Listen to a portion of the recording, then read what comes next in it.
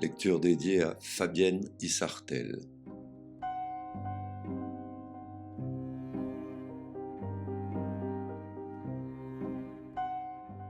Thierry Jonquet, Les Orpailleurs, Gallimard, 1993. Pour Patrick Barre, en souvenir des folles nuits d'Olomouc, de la savoureuse cuisine de l'hôtel Kémique et du sourire charmeur de Frau Blucher. Tous mes remerciements à Hervé De Fosseux et Frédéric Nguyen pour leur aide, ainsi qu'à Guylaine Polge pour sa lecture très pointilleuse du manuscrit.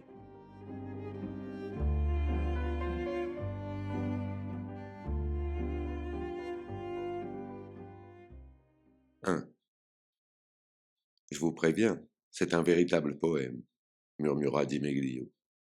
Il tenait sa main plaquée sur le bas de son visage. Son teint d'ordinaire Rubicon était livide. Faites attention en montant, c'est pourri, ajouta-t-il d'une voix étouffée. Robert haussa les épaules et continua seul l'ascension. À partir du troisième, l'escalier était à claire-voie. Penché sur les marches gluantes de crasse humide, il constata que certaines d'entre elles avaient été sciées, en leur milieu, et laissées ainsi, dans l'espoir évident de piéger les intrus suffisamment imprudents pour se risquer jusque-là. On distinguait nettement une fente, probablement tracée par une lame d'égoïne, et bordée d'éclats de bois noircis. Le stratagème n'avait pas été inutile. Avant d'accéder au palier du quatrième, Robert dut s'agripper à la rampe pour enjamber les 3 dernières marches effondrées. Il remarqua la présence d'un petit morceau de tissu, de la flanelle grise, accroché à une écharde, et s'en saisit délicatement pour le glisser dans l'étui d'une pochette de Kleenex qu'il fourra dans son blouson. Di Meglio, entraîné par ses 100 kilos, poursuivit sa descente tout chousse, atteignit le premier étage, faillit glisser sur le palier de l'entresol, se rattrapa tant bien que mal, et jaillit au dehors sous le regard épouvanté de la concierge, une madame Duvalier, sans aucun rapport avec le dictateur évidemment. La dite dame s'était munie d'un de ces masques que portent les maçons afin de se protéger de la poussière lorsqu'ils poncent les murs, ou dans d'autres circonstances analogues. Bravache, elle se tenait devant sa loge, les 2 poings sur les hanches, le bigoudi en bataille. Une nature la Duvalier, songea Di Meglio en serrant les dents. Il sortit dans la rue, avala quelques goulets d'air frais, puis dévisagea un à un les badauds qui l'observaient, effarés. Ils étaient nombreux malgré l'heure matinale, et l'interrogeaient du regard attentif, comme s'ils s'attendaient à ce qu'il prononce une allocution. Une délégation des petites vieilles du quartier accourut à l'annonce de la nouvelle, portant toutes un cabas vide, mais déjà prêt à recevoir les trésors qu'elles iraient glaner sur le marché du boulevard de Belleville plus tard, à la fin de la matinée, quand les commerçants abandonnent sur le macadam les légumes invendables. Puis les menuisiers d'un atelier voisin aux cheveux couverts de sueur, graves et vaguement condescendants. Ils s'étaient résolus, après 1000 réticences, à abandonner Varlop et Trusquin pour venir voir œuvrer la flicaille. Et encore, massés au carrefour, craintifs, prêts à déguerpir au moindre signe hostile, quelques manutentionnaires tamouls employés par les ateliers de confection du quartier, et qui ne lâchaient pas pour autant leurs diables, chargés de ballots de tissu bariolés. Indifférent à leur attente, Di Meglio reprit lentement son souffle. Son regard croisa celui d'un vieillard très raide, qui semblait surveiller la place comme un général le champ de bataille. Malgré la douceur du temps, il portait un curieux manteau de cuir à martingale, dont la coupe évoquait une quelconque origine militaire.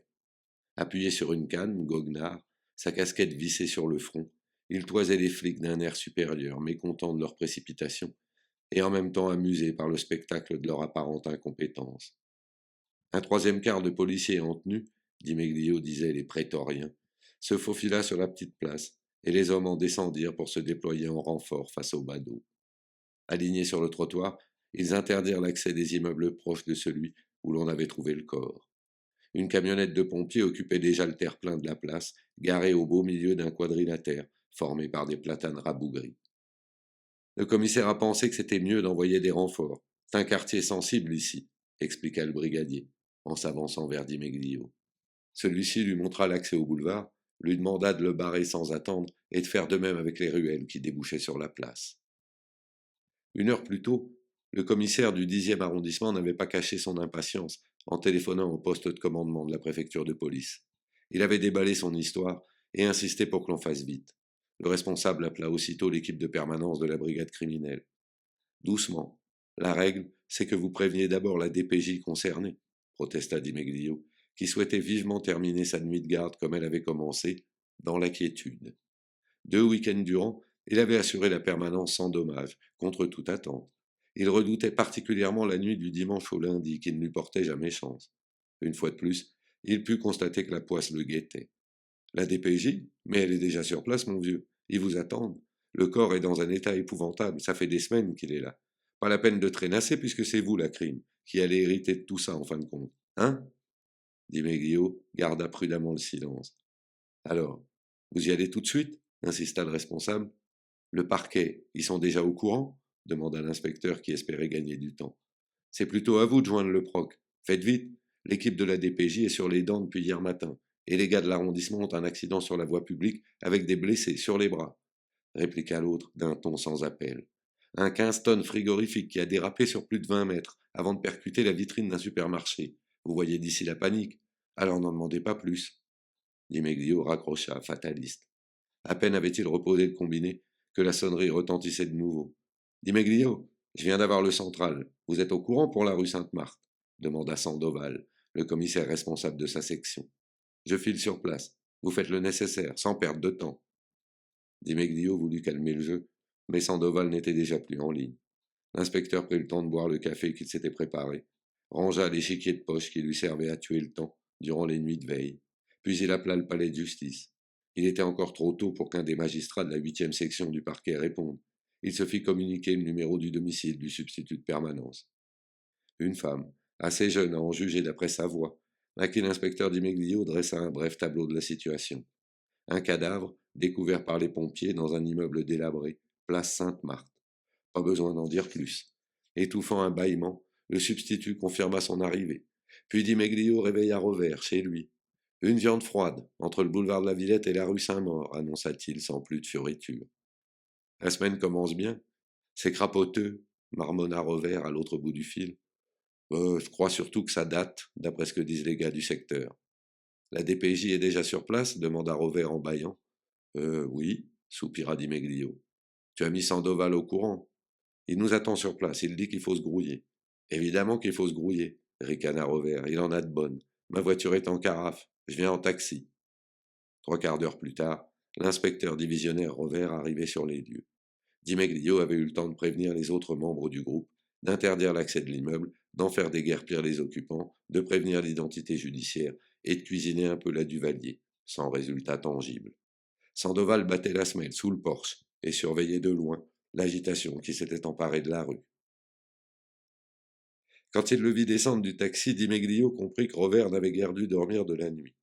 Il traversa la petite place, bousculant au passage les barrières installées par les prétoriens pour venir à sa rencontre. Pâle, dégingandé, la mine défaite, frissonnant dans son blouson de cuir, Rovère semblait à bout de nerfs. Sa main tremblait quand il alluma la gitane qui pendait à ses lèvres. Il lissa ses cheveux gris et bourriffés, étira sa longue carcasse filiforme, bâilla, épousta quelques cendres de tabac sur son pantalon, et prit le bras de Dimeglio. Où est le proc demanda-t-il après avoir toussé pour s'éclaircir la voix. Il fixait Dimeglio de ses yeux injectés de sang et entourés de larges cernes noires. En route, probable, répondit l'inspecteur en détournant le regard. C'est une nana, elle doit se pomponner avant de. Rovère n'attendit pas la fin de la phrase. Allez, montre-moi, passe devant, dit-il en s'avançant vers le porche du 10 de la rue Sainte-Marthe. Il s'agissait d'une construction de 4 étages, à la façade gondolée, et maculée de tags. Quelques guirlandes de pauvres linges pendaient aux fenêtres. Au 4e, une large brèche s'ouvrait dans le mur. On l'avait colmaté tant bien que mal à l'aide de morceaux de tôle ondulés qu'une végétation hybride, mi-lierre, mi-chien dent, n'avait pas tardé à coloniser. De gros madriers de soutènement se dressaient entre les immeubles du 10 et du 12. Dans l'interstice, les riverains avaient pris l'habitude d'abandonner divers détritus, qui formaient un monticule, où s'ébattait une colonie de chats aux poils pelés. Vous avez failli vous faire attendre, grommela Sandoval en serrant la main de Rovère. Enfin, de toute façon, le substitut n'est pas encore arrivé. Je suis déjà monté, ce n'est vraiment pas un spectacle réjouissant. Rovère hocha la tête. Sandoval n'appréciait guère le travail de terrain. Il était très jeune et son affectation à la brigade criminelle ne datait que de quelques semaines. Il n'avait aucune expérience et, jusqu'à présent, il s'en était toujours remis à son équipe pour aller au charbon. Rovère, qui lui trouvait un air de ressemblance avec ces bellâtres que l'on voit se trémousser dans les pubs pour sticks désodorisants, tolérait difficilement d'avoir à travailler sous ses ordres. Il savait par ailleurs que Sandoval avait utilisé ses relations familiales, son père était préfet, pour décrocher son poste, en trichant avec la liste d'aptitudes. Les deux hommes se dévisagèrent un long moment. Le commissaire tirait à quatre épingles, raide dans son costume au veston croisé, se hissait doucement sur la pointe des pieds, avant de reposer les talons sur le sol, dans une attitude faussement nonchalante. Rovère se cura l'oreille, tira longuement sur sa gitane, puis réprima un nouveau bâillement. Où est la DPJ demanda-t-il en regardant autour de lui. Je leur ai dit que nous prenions les choses en main dès que je suis arrivé, expliqua Sandoval. Ils sont partis. Rovère le regarda navré. Mais vous êtes certain qu'il s'agit bien d'un homicide au moins? De toute évidence, oui, répondit Sandoval un peu gêné. Allez-y, montez, je vais attendre l'identité judiciaire. Rovère poussa un soupir et jeta sa cigarette. Dimeglio pressa le pas pour le précéder dans l'escalier. Les murs encroutés de salpêtre étaient couverts de graffitis obscènes. Au troisième, il désigna la porte entr'ouverte à l'étage supérieur, mais ne put poursuivre. Il eut tout juste le temps de mettre Rovère en garde à propos de l'odeur et de redescendre avant que son estomac ne le trahisse. 2. Prenant son courage à deux mains, Dimeglio s'engagea donc de nouveau sous la porte cochère, rabattit soigneusement le col de son impair comme si ce geste, en fait un tic qui trahissait d'ordinaire son agacement, pouvait l'aider à supporter la puanteur, et au passage salua la Duvalier, d'un hochement de tête furtif. Là-haut, sous les combles, Rovère avait reçu le secours de l'officier des pompiers. Arrivés les premiers sur place, ceux-ci avaient coiffé leur masque à gaz, et Rovère s'était vu gratifié d'un de ses précieux ustensiles. Il contemplait le corps au travers des lunettes grillagées. Ainsi quadrillé, divisé en facettes, son champ de vision ressemblait à celui d'un insecte. La pièce était minuscule et, à moins d'imaginer un scénario catastrophe, il n'était pas raisonnable de penser qu'elle avait été récemment habitée. Un lavabo fendu en deux par le milieu, et dont les mailles étaient masquées par des concrétions jaunâtres, s'accrochait à une des cloisons, retenue par une tuyauterie curieusement tordue. La carcasse d'une penderie de toile plastifiée, ornée d'un motif fleuri, gisait renversée sur le sol. De grosses mouches bleues tournoyaient dans le réduit et fuyaient par les trouées du toit. Quelques ardoises ébréchées jonchaient le sol, tapissé d'un linoléum, crevassé par l'humidité. Le vasistas, à demi arraché, pendait sur ses gonds, et une large flaque d'eau croupie occupait le centre de la pièce. Le cadavre, recroquevillé le long d'un mur, ruisselait d'insectes qui dansaient la sarabande le long des membres. Il était enroulé dans un vieux matelas couvert de taches, si bien qu'on apercevait que les deux jambes, le bassin et la moitié inférieure du torse. Échappés des déchirures qui émaillaient la toile, des amas de plumes agglomérés par une substance poisseuse et d'origine incertaine voltaient à ras du sol, au gré des courants d'air. Rovère détailla longuement les jambes, celles d'une femme, probablement assez jeune à en juger d'après le modelé de la cuisse, du mollet, que la putréfaction n'avait pas encore gommé. Cloportes, punaises et cafards s'étaient infiltrés sous la soie des bas et égrouillaient en plaques ondulantes. L'officier des pompiers frappa le sol du talon de sa botte à plusieurs reprises, déclenchant ainsi une furieuse panique parmi cette foisonnante assemblée. Le visage trempé de sueur sous l'étau étouffant du masque, Rovère lui fit signe de s'abstenir de ce genre de fantaisie, certes plaisante pour les yeux, mais aux conséquences aléatoires avant l'arrivée du médecin légiste et des techniciens du labo. À reculons, il quitta la pièce et tituba sur le palier. Il y retrouva son adjoint à présent stoïque, lui aussi équipé d'un masque, qui écartait précautionneusement les jambes pour éviter de souiller ses chaussures dans une large flaque mousseuse, résultat de sa première incursion dans la chambre. Premier prix de la dégueulasserie, hein marmonna Dimeglio avant d'éclater de rire. Sa voix grasseillante, à demi étouffée par la gangue de caoutchouc du masque à gaz, résonnait comme une crécelle. Sandoval a complètement déconné, répliqua Rovère. Rien n'indique qu'elle a été assassinée. Tant qu'on n'a pas vu le reste du corps. Ça peut être n'importe quoi, une camée morte d'overdose, un suicide. Dimeglio hocha la tête en guise d'approbation. Je sais bien, dit-il. Mais qu'est-ce que vous voulez au central? Ils étaient excités. La DPJ voulait foutre le camp au plus vite et lui, il a foncé droit dans le panneau. Et les marchiers, qu'est-ce que ça veut dire? Demanda Rovère.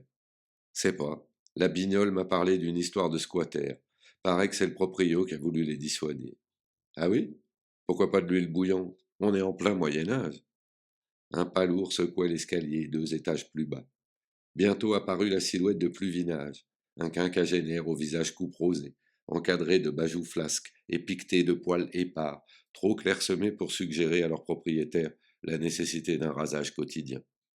Avant que Rover ne songe à le prévenir, le nouveau venu glissa sur une démarche sabotée qui céda brusquement sous son poids, et se cramponna de justesse à l'un des barreaux de la rampe. Joyeux accueil, salut Rover, maugréa Pluvinage en se redressant, parce que je suppose que c'est vous. Je vous reconnais pas là sous votre déguisement. Il tapota amicalement le masque de l'inspecteur et pénétra dans le cloaque sans autre formalité. Pluvinage était médecin légiste. La nature prévoyante l'avait affligé d'une anosmie intégrale. La plus extrême pestilence le laissait de marbre. Aussi étudia-t-il avec indifférence le corps étalé à ses pieds, sans toutefois le manipuler. De la pointe de son stylo, un vulgaire bic au capuchon copieusement mâchonné, il effleura la soie des bas, sous laquelle pullulaient les insectes, et remonta de la cuisse à l'entrejambe. À la jointure de la jartelle, le pourrissement des chairs, attisé par l'humidité ambiante, dessinait un liseré de boursouflures noirâtres, dont il apprécia le dessin en connaisseur. Un fourreau de lamé, retroussé jusqu'aux hanches, habillait le buste, mais le matelas, jeté en travers de la poitrine, en dissimulait encore la majeure partie. Pluvinage pensa, agaça la dentelle noire qui recouvrait le pubis, suscitant par là même un nouveau maelstrom chez les coléoptères. Il fut dérangé dans ses méditations par l'arrivée des photographes de l'identité judiciaire alertés par Dimeglio. Ceux-ci se mirent à l'ouvrage avec une méticulosité exemplaire. Ils flashèrent abondamment les jambes, les cuisses ouvertes, sans oublier les chaussures, des hauts talons au cuir très fin, moisis par le séjour dans le réduit, et qui gisaient sur le lino, à quelques centimètres des pieds de la morte. Tandis qu'il travaillait, Rover entraîna le capitaine des pompiers sur le palier de l'étage inférieur. Les deux hommes ôtèrent leurs masques et s'essuyèrent le visage d'un revers de manche. Dimeglio les imita. Pluvinage les rejoignit. C'est vous qui l'avez trouvé demanda Rover. Oui, répondit le capitaine. On a été appelé pour une fuite de gaz sur le pâté de maison voisin. C'était pas facile de passer parce que. Enfin bref, un de mes gars a coupé par les toits pour gagner du temps. Il a aperçu la fille, là, en jetant un coup d'œil par le vasistas. J'ai aussitôt prévenu le commissariat du 10e. C'est vous qui avez cassé les marches? Non, on est tous descendus dans la chambre par le vasistas et on a appelé le commissariat par radio. Vous pensez bien qu'on a fait attention, on a l'habitude. Bien. Vous pouvez nous laisser, merci, murmura Rover. Le capitaine récupéra les masques, et ses hommes descendirent à la file indienne, agrippés à la rampe, prenant garde de ne pas poser le talon de leurs bottes sur l'une des marches effondrées. Vous faites dégager le matelas, qu'on voit un peu mieux demanda Pluvinage. Il alluma une mentholée et en tira une longue bouffée. Non, on attend le proc, répondit Rover. On a déjà eu la faiblesse de laisser filer la DPJ, autant ne pas aggraver notre cas. Dis Maglio, qu'est-ce qu'elle fout? Sais pas, grommela l'inspecteur. Et les autres y sont arrivés? Demanda Rover de plus en plus agacé. Un peu avant vous. Dancel a commencé à s'occuper des voisins. À cet instant, une sirène fit entendre son ululement dans la rue. Rover ouvrit une fenêtre dépourvue de vitres, mais obturée par des cartons, qui grinça en pivotant, et dont la crémone faillit bien lui rester dans la main. Il aperçut une Clio blanche, équipée d'un gyrophare, qui longeait la rue et tentait de se faufiler entre les voitures de pompiers et les cars des prétoriens. Marie Orvel rencontra d'abord Sandoval, et s'avança vers elle, la salua et dévisagea cette jeune femme menue, qui portait un ensemble de jeans et un sweat décoré, du logo du UCLA. Son visage enfantin, parsemé de taches de rousseur, semblait encore chiffonné de sommeil. Vous êtes le substitut demanda le commissaire, étonné. Marie Orvel hocha la tête. Son cartable sous le bras, elle suivit Sandoval qui l'accompagna jusqu'au porche du 10. Vous pouvez monter, dit-il. Moi, j'ai déjà eu ma dose. Vous allez voir. Rien de bien passionnant. Elle monta l'escalier. Le comité d'accueil l'attendait sur le palier du 3e. Un type obèse aux cheveux rares, mal fagotés, dans un impair fripé, lui tendit la main pour l'aider à sauter les dernières marches impraticables.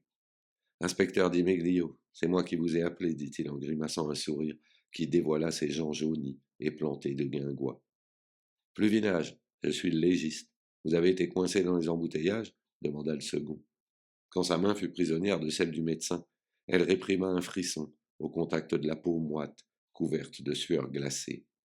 Inspecteur divisionnaire Rover, brigade criminelle, annonça le 3e. Marie Orvel le salua d'un simple mouvement du menton.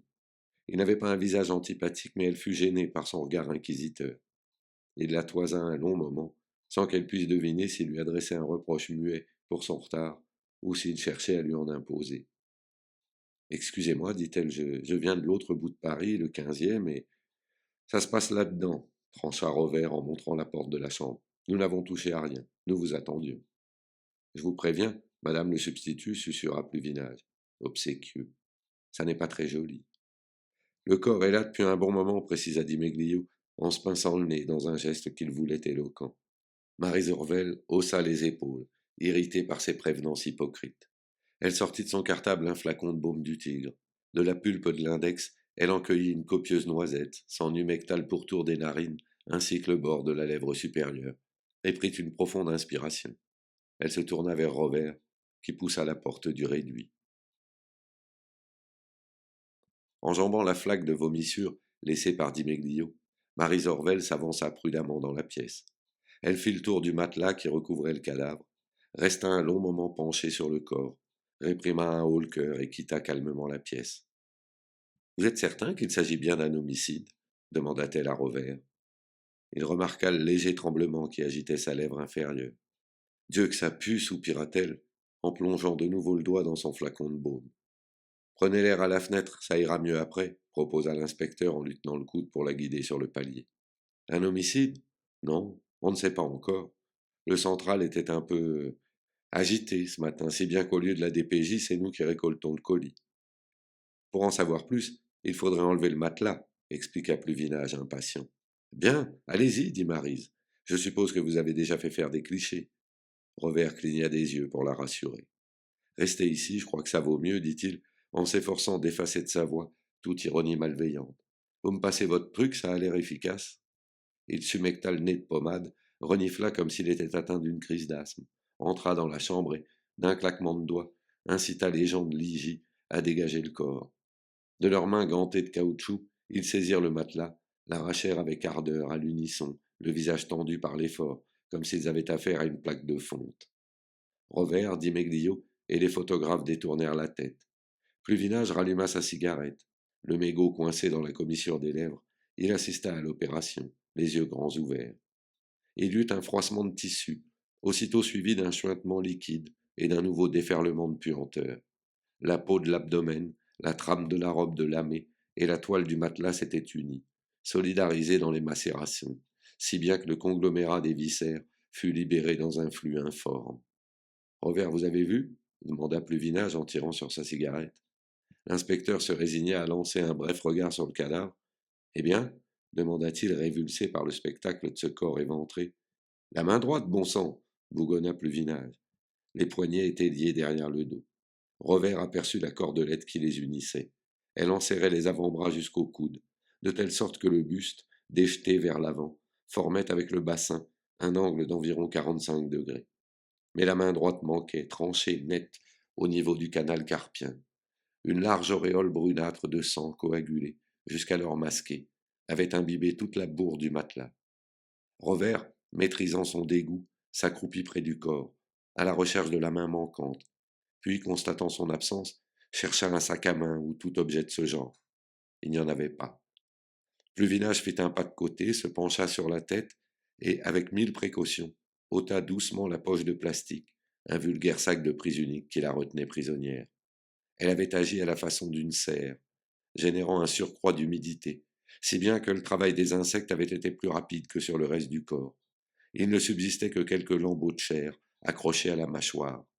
La masse des cheveux, un paquet brun aux reflets roux, couvrait le crâne à la manière d'une perruque disloquée, le cuir chevelu n'ayant pas résisté à la furie dévastatrice des milliers de mandibules qui s'en étaient régalées en guise de festin. Une grosse balle de mousse était enfoncée entre les dents, et des résidus de sparadrap pendaient le long des tempes. On l'a bâillonné, constata Rovère. Il entraîna Pluvinage hors du réduit. C'est bien un meurtre, annonça-t-il au substitut. Pas de peau, c'est pour nos pommes. Elle est restée combien de temps là-haut demanda Dimeglio, accablé. Sur le lino, il y a des chrysalides vides, expliqua le légiste. Quand la décomposition commence, les diptères arrivent, se mettent à tout bouffer, puis pondent. Il y en a au moins 5 ou 6 générations. Faut bien 3 semaines pour en arriver là. Il n'y a pas d'armes demanda Maryse. Non. Du moins je n'ai rien remarqué, dit Robert. Pluvinage, vous avez vu quelque chose, vous? Le légiste secoua négativement la tête. Une main tranchée, pas d'armes, reprit Robert, pas de sac à main, pas de papier. Et dans l'état où elle est, je ne vois pas comment on va l'identifier. Pluvinage, vous poursuivez tout seul? Nous, on va descendre. À moins que madame la substitue. Mademoiselle, corrigea Marie Orvel. Non, je crois qu'on peut laisser monsieur Pluvinage travailler. Pour moi, c'est presque terminé, enfin, pour le moment. Mais les gars du labo en ont pour 2 bonnes heures, dit le légiste. Ils s'écartèrent pour laisser passer un des techniciens, qui sortait de la chambre et trimbalait un seau de plastique, rempli d'une matière gélatineuse et sanguinolente. Un autre vint à leur rencontre. Il portait, plié sur son avant-bras, une grande housse grise pourvue d'une fermeture éclair et destinée à emporter le corps. Sur le trottoir, ils rejoignirent la Duvalier qui cabotinait face à une équipe de FR3. Les journalistes étaient arrivés par hasard, en route pour filmer un sujet sur les cantines scolaires et, bien plus alléchés par ce que racontaient les badauds, s'étaient décidés à rester. Rover arracha la bignole à ses débuts prometteurs pour l'entraîner dans sa loge. Sandoval et Maryse le suivirent. Il y eut des protestations modérées de la part du public, véhémentes de celles du journaliste qui tenait le micro. Dimeglio, d'une voix de stentor, le pria de se calmer. Impressionné, l'autre n'insista pas. Le pépère à la canne et au manteau de cuir approuva d'un mouvement de menton énergique l'intervention de l'inspecteur et certainement, pour montrer l'exemple, s'éloigna d'un pas rapide. Avant de tourner le coin de la rue, il se retourna, hocha de nouveau la tête, ôta sa casquette et s'essuya le front à l'aide d'un large mouchoir à carreaux. Dimeglio pénétra dans la loge garnie de chromos criards, un écrin kitsch où trônait un superbe buffet Henri III. Robert, coincé entre 2 piles de linge et un fer à repasser des plus modernes, était assis face à une longue table où s'étalait une pâte mouille et griffonnait ses premières notes sur un calepin. Sandoval, qui cherchait à se donner une contenance, feuilleta un cahier défraîchi sur lequel la Duvalier épinglait les reçus de loyer et les avis de passage d'EDF. Marie Orvel s'était installée dans un recoin de la pièce sur une chaise de camping que la concierge lui avait offerte. Un chat pansu vient lui lécher la main. L'odeur, nom de Dieu, l'odeur, criait Robert, au moment où Dimeglio poussait la porte. Vous avez bien dû la sentir depuis le temps, hein, madame Duvalier? C'est condamné à partir du troisième, personne n'y va jamais, rétorqua-t-elle, outrée. Et puis ces derniers temps, il n'a pas fait si chaud. Humide, oui, ça je dis pas, mais chaud, non. Pour un mois de septembre, avec toute la pluie qui est tombée, on n'a pas été gâtés. Alors votre histoire d'odeur, hein.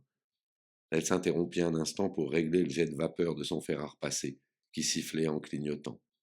Ma femme elle-même, nota finement Dimeglio. Il est bien, non? Condamné à partir du troisième. On peut le dire, oui, ricana Robert. Pourquoi les marches ont-elles été scies? À cause des squatteurs, expliqua la Duvalier. Ah oui, les squatteurs, j'avais oublié. Qu'est-ce que c'est que cette salade? Vous demanderez au propriétaire, moi j'en sais pas plus. Admettons, soupira Robert. Et les gens du troisième étage, ils n'ont rien remarqué? Les gens du troisième? Il n'y a qu'un locataire là-haut. Et il a disparu de la circulation, reprit la Duvalier. Comment ça a disparu? S'écria Sandoval, ravi de pouvoir se manifester. Mais pourquoi ne l'avez-vous pas dit plus tôt? Parce que personne ne me l'a demandé. On est le 20 septembre et je ne l'ai pas vu depuis le mois de juillet. Monsieur Djedour, Béchir Djedour, un célibataire si vous voulez savoir. Il travaillait à Citroën Aulnay, à la chaîne. Aucune nouvelle de lui. Et puis j'ai pas que ça à faire, moi. Je m'occupe aussi du 12, du 8 et du 14. Je tire les poubelles sur le trottoir et je mets le courrier dans les boîtes aux lettres, c'est tout. Tout le pâté de maison doit être rasé dans les 6 mois. C'est la mairie qui nous a donné l'avis. Alors, d'accord, admit Robert radouci. Le propriétaire, où peut-on le trouver? La Duvalier sortit un Bristol d'une boîte de carton décorée de coquillages collés et le lui tendit. Robert s'en saisit du bout des doigts, le lut et le montra au commissaire. On va voir les résultats de l'autopsie et en attendant, on ira interroger ce Vernier. Vous voyez autre chose? Demanda prudemment Sandoval en se tournant vers le substitut. La jeune femme réfléchit un instant, avant de répondre par la négative. On fera convoquer les voisins, conclut Robert. Avant de sortir, il caressa la tête du matou qui se prélassait sur la pile de linge. Quand il franchit le seuil de la porte cochère, il cligna des yeux sous les flashs des photographes à présent accourus en plus grand nombre. Dimeglio, tu les éjectes, s'il te plaît, demanda-t-il. L'inspecteur siffla les prétoriens et, d'un geste auguste du bras, leur enjoignit de repousser les curieux, ce qu'ils firent. Les tamouls furent les premiers à déguerpir, suivis des menuisiers, bientôt imités par le carteron de petites vieilles. Les journalistes frustrés comprirent que la séance était terminée. Tout ce petit monde reflua à contre-cœur, sans pour autant s'éloigner de plus d'une cinquantaine de mètres. Sandoval donna l'ordre au brigadier de l'arrondissement de ne pas bouger de la place tant que les techniciens de l'IJ n'auraient pas terminé leur travail. Maryse Orvel, suivie par Robert, se dirigea vers sa voiture de fonction, dont les pompiers avaient légèrement rayé la carrosserie en dégageant leur propre véhicule. Sandoval les rejoignit, main dans les poches. Je rentre au palais. Qu'est-ce que vous en pensez, au jugé demanda Maryse avant de mettre le contact. Robert, penché au-dessus de la Clio, se gratta la joue, perplexe. Vous avez vu comment la fille était habillée? Le lamé ne sortait pas du prix unique, c'est le moins qu'on puisse dire, ni les bas. C'était de la soie, hein? Et les chaussures, la même chose, un modèle assez luxueux. Alors je me demande ce qu'elle venait faire dans un endroit aussi pourri, ajouta Sandoval, qui voulait montrer qu'il ne s'était pas déplacé pour rien. On lui a peut-être donné rendez-vous, dit Maryse. Vous accepteriez un rencard dans le coin, vous répliqua Robert. Non, effectivement. Ce qui me tracasse un peu, c'est cette histoire de squatter, reprit Sandoval. Ah oui, s'étonna Maryse Orvel. Moi, c'est plutôt la main coupée qui m'intrigue. Robert haussa les épaules. Ça, c'est du folklore. On en tirera sans doute quelque chose, concéda-t-il. Mais les squatteurs, oui. Pour l'instant, ça me paraît plus urgent. Sandoval acquiesça en silence, satisfait du soutien de son adjoint. Je ne crois pas qu'une femme qui s'habillait de cette façon ait eu quoi que ce soit à voir avec des squatteurs, objecta le substitut. Enfin, vous verrez bien. Je suis de permanence à la 8e section toute la semaine. On reste dans le cadre de l'enquête flagrante, n'est-ce pas? Ce Djedour, évidemment, on va essayer de lui mettre la main dessus, ça tombe sous le sens. Je vous tiendrai au courant, annonça Sandoval. Elle démarra. Robert se dirigea vers les policiers en tenue, qui continuaient de barrer le passage, et appela un civil au teint cireux dont la tenue évoquait celle d'un clergyman. Dancelle, cria-t-il d'une voix forte pour couvrir le brouhaha. Les voisins, tu les ratisses, tous jusqu'au dernier, ceux de l'immeuble et les numéros attenants. Et tu forces les portes du troisième. La concierge a parlé d'un locataire qui a disparu. Tu vois avec elle. Dancelle inclina doucement la tête et se fendit d'un sourire morose. Il appela les autres inspecteurs placés sous l'autorité de Sandoval et leur distribua le travail. Le commissaire lança un coup d'œil circulaire sous la place. Tout dépend de l'identification de la fille, hein dit-il. Robert, comprenant à demi-mot ce qu'insinuait Sandoval, contempla le bout de ses chaussures pensif. Oui, dit-il, si on a affaire à une paumée, ce n'est pas la peine de s'énerver. Mais on ne sait jamais. Je rentre à la brigade, annonça Sandoval, je vous fais confiance. Au fait, en montant là-haut tout à l'heure, vous n'avez pas cassé une marche demanda Robert. Non, non, j'ai fait attention. Pourquoi? Rien. J'ai trouvé un morceau de tissu. C'est sans importance. Le commissaire s'éloigna vers le boulevard où était garée sa voiture. Robert descendit la rue Sainte-Marthe, entraînant Dimeglio dans son sillage. Le spectacle n'était guère réjouissant. Des gosses au nez souillé de morve jouaient sur les trottoirs, juchés sur des skates bricolés. Ils zigzaguaient avec une étonnante maestria entre les poubelles et les tas de gravats. Une file de crève-la-faim attendait devant une boutique tenue par une certaine mission évangélique, où l'on servait un bol de soupe. De nombreuses fenêtres murées par des parpaings aveuglaient les façades, où de larges trouées de couloirs sombres, pareils à des soupiraux, jaillissaient à ras de la chaussée, et laissaient entrevoir des conduites de gaz éventrées, des amas de fils électriques déchiquetés, et plus loin, dans les courettes dont ils révélaient l'existence presque à contre-cœur, un fouillis d'ordures, une quincaillerie sauvage amassée là, sans motif avouable. Ils tournèrent à gauche dans la rue Saint-Maur, retrouvant ainsi un semblant de civilisation. Les kebabs des fast-foods turcs, alignés en rang d'oignons, ruisselaient de graisse brûlante sur leurs broches verticales. Puis, sans dire un mot, ils remontèrent la rue du Faubourg du Temple pour rejoindre le carrefour Belleville. Les livreurs d'une boucherie halal obstruaient le passage, tandis qu'un peu plus loin, le traiteur antillais déchargeait ses barils de queue de cochon marinés dans la saumure. C'est vrai qu'elle était drôlement sapée, marmonna Dimeglio, afin de meubler le silence. Et la main coupée, ça c'est pas banal, hein. Robert ouvrit son blouson et tira de sa poche intérieure une flasque argentée, dont il dévissa lentement le bouchon. Il s'arrêta un instant, indifférent aux passants auxquels il barrait la route, et avala une longue rasade d'alcool. Dimeglio l'observait à la dérobée, réprobateur, mais trop prudent pour risquer une remarque. Ils reprirent sur la gauche le boulevard de la Villette et revinrent dans la rue Sainte-Marthe. Alors demanda l'inspecteur. À ton avis répondit Revers avec un sourire mi-narquois, mi-affectueux. Vous allez chez ce Vernier, et l'autopsie, c'est moi qui me la tape. Voilà, tu as tout compris.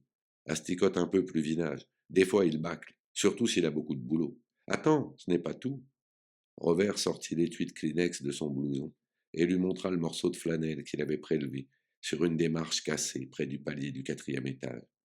Tu donneras ça au labo, s'ils peuvent en tirer quelque chose. Di Meglio empocha l'objet et s'éloigna de son pas lourd, poing dans les poches, sa grosse tête chauve rentrée dans des épaules d'haltérophile fatigué. 3. Le flic de ronde, flottant dans une blouse de nylon bleu pâle trop grande pour lui, bâillait voluptueusement. Il longeait la rangée de cellules dont la porte grillagée permettait d'observer l'intérieur, tout l'intérieur. À la 23, tout était calme. Les prévenus dormaient sur les chalits dépourvus de couverture. Ils s'étaient engueulés au moment de la distribution du casse-croûte, mais on ne les avait pas entendus depuis. À la 24, somnolait un toxico qu'on avait isolé et menotté pour la nuit. Il ne s'était pas calmé pour autant. De ses ongles, il avait lacéré le capitonnage de la cellule, du moins ce qu'il en restait. À la 25, des Aïrois, en djellaba, palabraient à voix basse, tous coffrés après une partie de bonneto qui avait mal tourné. À la 26, un type d'une trentaine d'années, en costume assez élégant, se soulageait, accroupi au-dessus de la tinette à la turque, face à la porte. Quand son regard croisa celui du flic de ronde, il eut un mouvement pour se rajuster, gêné d'être surpris en si piteuse posture, mais il était trop tard. Il baissa la tête, espérant que l'homme à la blouse bleue n'allait pas s'attarder. L'homme à la blouse bleue s'attarda un instant, comme à son habitude en pareil cas, puis s'éloigna, satisfait. Il inspecta la 26, la 27, la rangée complète jusqu'à la 35, prit l'escalier en colimaçon qui menait aux cellules du premier étage, arpenta le chemin de ronde, tout comme il l'avait fait au rez-de-chaussée, et redescendit du même pas pesant à l'autre extrémité de la coursive.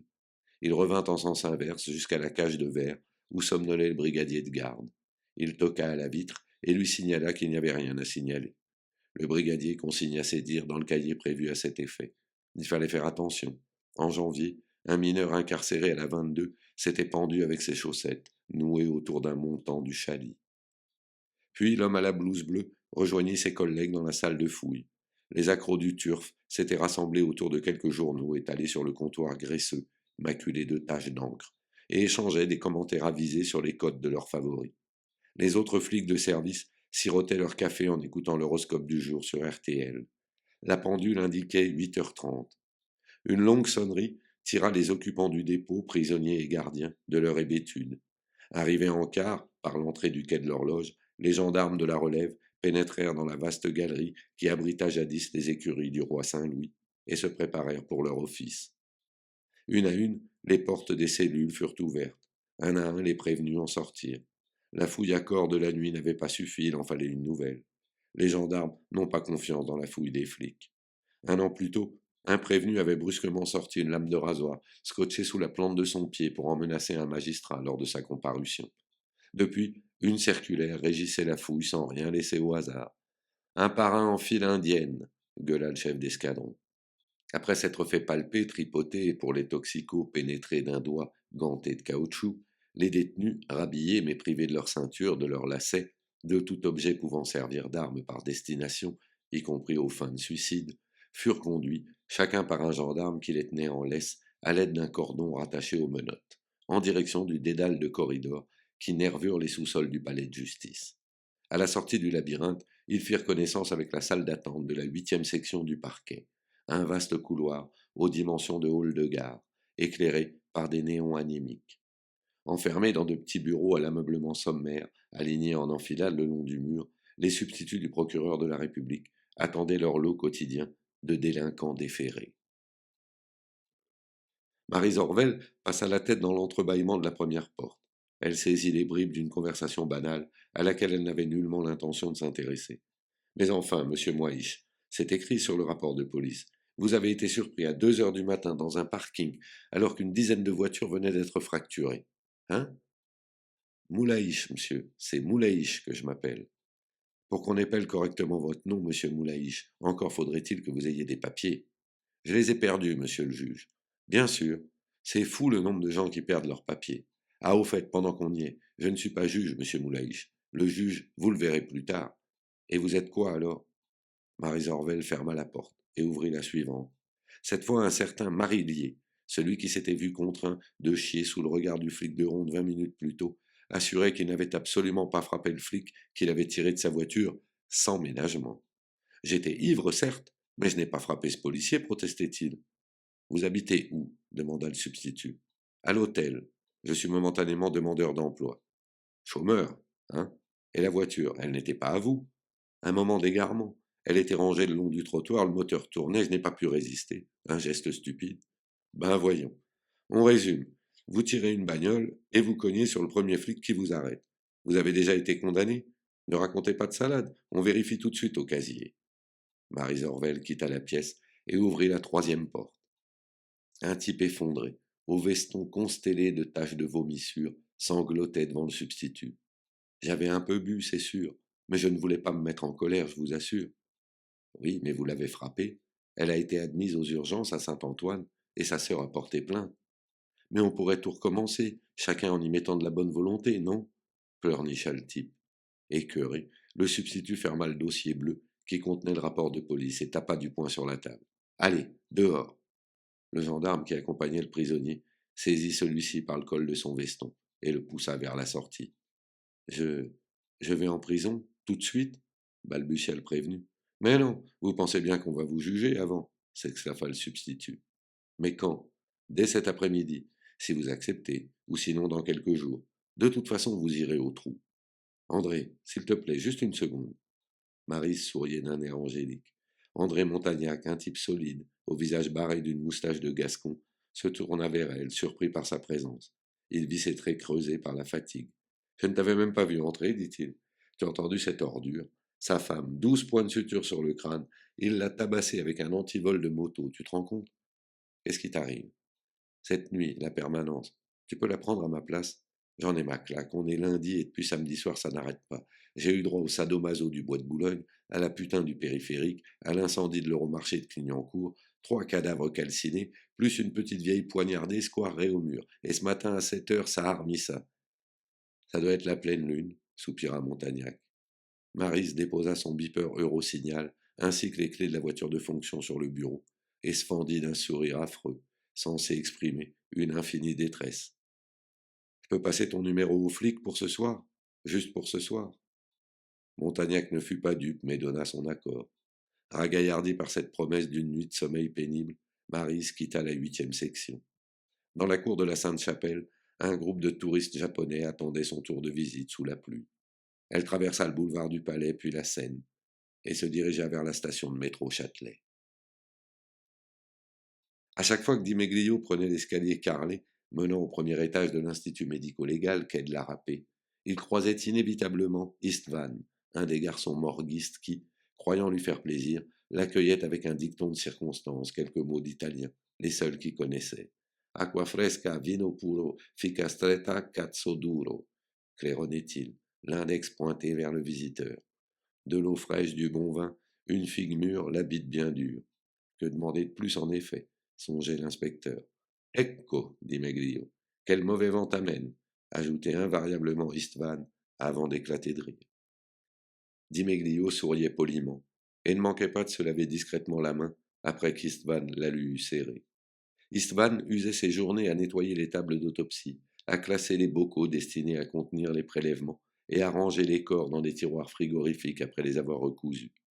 En dépit de longues années passées dans ce lieu sinistre, Istvan savait faire preuve de jovialité. D'origine hongroise, il était arrivé en France en 1956 à 22 ans pour fuir l'occupant russe. Les autorités universitaires parisiennes n'avaient pas daigné prendre en compte ses certificats de médecine, décrochés à la faculté de Budapest. Aussi avait-il été contraint d'accepter cet emploi à l'IML pour survivre. Depuis, il ne l'avait plus quitté. Tu viens pourquoi? Demanda-t-il à l'inspecteur. La putain du périph'? On l'a amenée avant-hier matin, la pauvre, jolie comme un cœur. C'est malheureux de voir ce qu'ils lui ont fait. Non, la rue Sainte-Marthe, corrigea Di Meglio. Ah oui, je vois, dit tristement Istvan. Pluvinage va s'en occuper d'ici une demi-heure. Dès qu'il aura terminé la putain. Viens, c'est par là. Il le conduisit jusqu'à la salle d'autopsie, où travaillait le légiste. Au passage, ils croisèrent un autre employé de l'IML qui poussait un chariot, sur lequel reposait le corps d'une vieille femme, couvert de moisissures verdâtres, et dégoulinant d'eau boueuse. Passent les jours et passent les semaines, et la Seine... Comment c'est déjà demanda Istvan. C'est autrement. Laisse la Seine couler tranquille, marmonna Di Meglio, en tirant sur le col de son impair. Mais pourtant elle en vient, insista Istvan en montrant le cadavre. 3 noyés déjà, depuis la fin août. L'automne sera chargé. Di Meglio détestait cette corvée. Il avait mis longtemps, très longtemps, à s'y habituer, mais s'y était malgré tout résigné. Si bien qu'à la brigade, il s'est trouvé toujours un petit malin pour donner son nom, dès qu'un juge d'instruction demandait qu'un OPJ file à la râpée. Alors, dit Meglio, s'écria Pluvinage, on n'a pas eu le temps de parler ce matin, comment ça va la famille? Ça roule, soupira l'inspecteur, en s'asseyant près d'une paillasse vide. Le petit dernier, ça marche, l'entrée en 6e. Vous voulez du café, dit Meglio. L'inspecteur déclina l'offre. Pluvinage, un bistouri à la main, incisait le thorax d'une jeune femme, presque une adolescente. Un photographe de l'identité judiciaire prenait des clichés de chacune des étapes du travail. Un OPJ que Di Meglio ne connaissait pas et qui suivait l'affaire de la fille du périphérique était assis dans un coin, plongé dans une grille de mots croisés. J'ai presque fini celle-là, dit Pluvinage. C'est facile, elle a pris 3 coups de poignard dans le dos, vous voyez le truc d'ici. Elle tapine sur le périph' à 2 heures du matin, un type s'amène en bagnole, elle monte sur le siège du passager avant, il se gare un peu plus loin, elle commence à lui faire une pipe, penchée sur lui et craque, et lui enfonce sa lame. Il lui pique son fric et la balance. On l'a retrouvée affalée sur la glissière de sécurité, près de la porte de Vanves. Dimeglio patienta quelques minutes, avant que Pluvinage ne s'attaque au cas qui l'intéressait. L'inspecteur qui avait assisté à la première autopsie quitta la salle sans un mot. Istvan, sifflotant, emporta le corps de la prostituée sur une table aux roues mal huilées. Celui de la rue Sainte-Marthe reposait sur une paillasse voisine, encore prisonnier de sa housse grise. Le médecin défit la fermeture éclair et, avec une moue de contrariété, examina longuement le cadavre. Istvan revint avec un plateau garni de scalpels et de monoblocs propres. Il aida Pluvinage à enfiler une nouvelle paire de gants, puis disparut après avoir adressé un clin d'œil à Dimeglio. J'ai déjà envoyé les prélèvements de viscères à la chromatographie. Vous savez, quand on a retiré le matelas, il y a eu des dégâts. On n'a eu qu'à ramasser, précisa le médecin en tranchant délicatement le col de la robe de Lamé, qui serrait le cou décharné de la morte. On aura les résultats dans 2 jours. Dimeglio le regardait opérer et ne pouvait s'empêcher d'admirer la précision de ses gestes. Le photographe prit quelques clichés et rangea sa pellicule dans une mallette avant de recharger son appareil. Si je pouvais tout de suite avoir l'étiquette des vêtements, ça permettrait de gagner du temps, grommela Dimeglio, alors que Pluvinage poursuivait sa découpe, dénudant le tronc, du cou jusqu'au pubis. Vous les aurez, vous les aurez. La robe, le porte-jartel, la culotte. Avec un peu de chance, ça aidera à l'identification. Les chaussures sont déjà répertoriées. Elles viennent de Charles Jourdan. Elle s'emmerdait pas, cette fille. Pluvinage, de la pointe de son scalpel, souleva une chaînette plaquée à même la peau, et que le tissu de la robe l'avait jusqu'alors empêché de voir. C'est de l'or, on dirait. Dimeglio se pencha sur l'objet et scruta le pendentif accroché à la chaîne. Une main de Fatma, hein murmura-t-il. Oui, ça me semble intéressant. Enfin, c'est votre cuisine à vous. Le médecin dégagea le bijou, qu'il plongea dans un bain désinfectant, avant de le glisser dans un étui de plastique qu'il remit à Dimeglio. Et la main demanda celui-ci. Je veux dire la vraie, celle du cadavre. Avec quoi elle a été tranchée? Je ne sais pas, répondit sèchement Pluvinage en saisissant le moignon. À première vue, c'est un travail très propre. Une lame fine, introduite dans le canal, à la jointure des métas et de l'extrémité distale des os du carpe. Mais si vous me posez sans arrêt des questions, je vais prendre du retard. Dimeglio se tut. Le légiste saisit un long couteau à lame convexe et poursuivit ses investigations.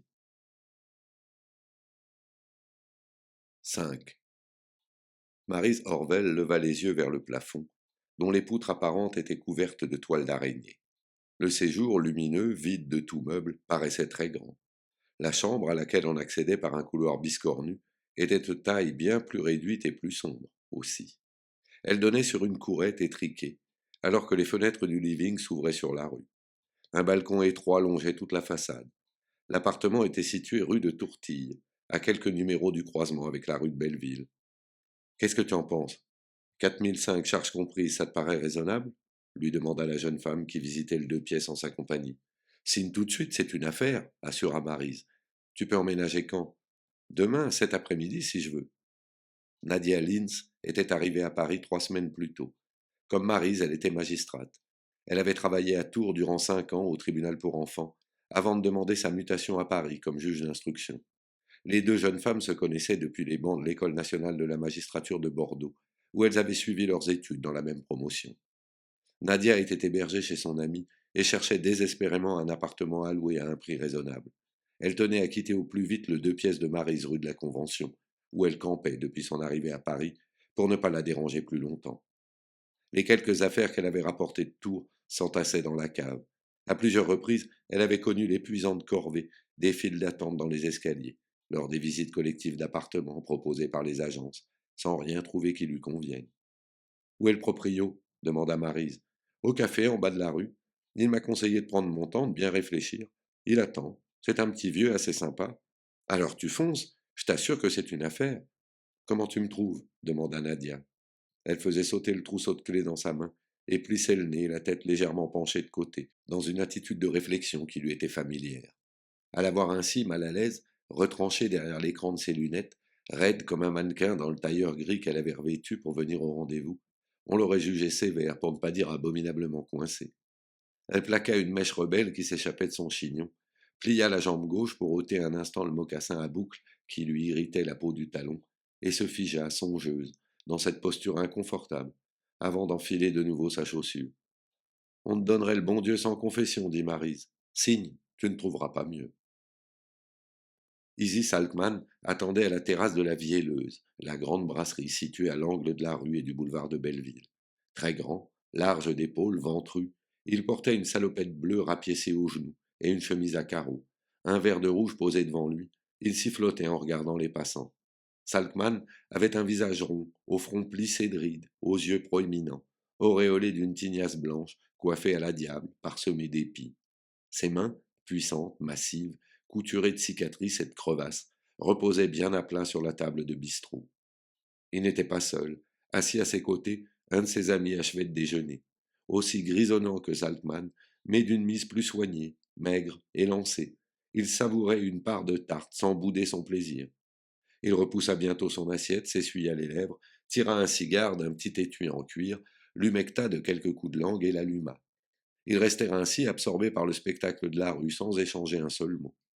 Tiens, regarde, la voilà, s'exclama soudain Easy, en désignant les deux femmes qui descendaient le trottoir et avançaient dans la direction de la brasserie. C'est laquelle? La blonde avec le jean demanda son compagnon. Il avait saisi une canne et jouait avec un chat potelé qui s'était aventuré près d'eux. Le matou fit un pas de côté, le dos hérissé, puis bondit sur l'embout de la canne qu'il lacéra avec ses griffes. Non, la brune, celle avec le tailleur, précisa Easy. Elle est jolie, mais ne te fais pas rouler comme avec la précédente.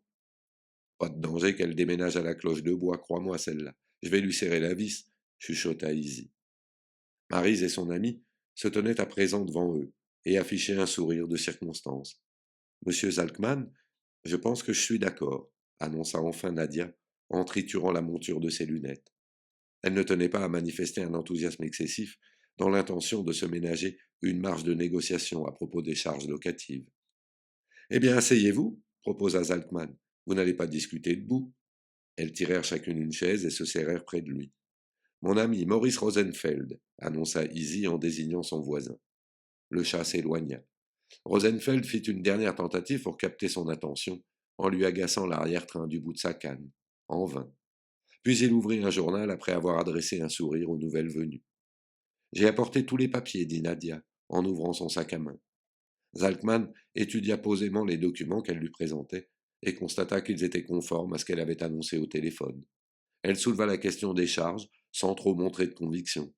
Zalkman acquiesça à ses remarques et ratura le contrat dans le sens qu'elle indiquait. Nadia, enfin, signa le chèque de caution ainsi que celui du loyer pour le mois en cours.